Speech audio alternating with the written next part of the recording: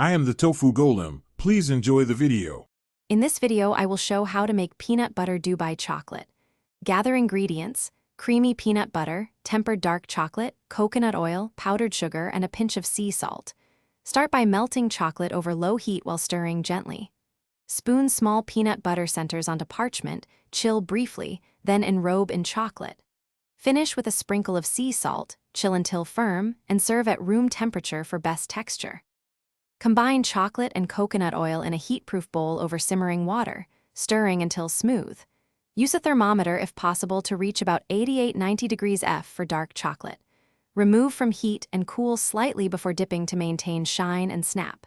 If you skip tempering, accept softer texture. Work quickly and keep bowls warm.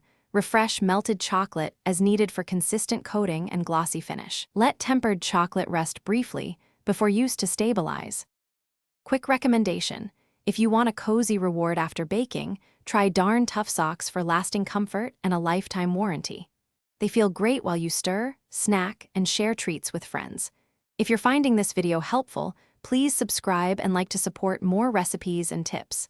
Check the description for the link and current deals, and now let's get back to the video. I honestly wear mine during long recipe tests for serious comfort. Portion peanut butter into small rounds using a teaspoon or mini scoop and freeze for 15 minutes to firm. Dip frozen centers into melted chocolate with forks, tapping off excess for neat edges.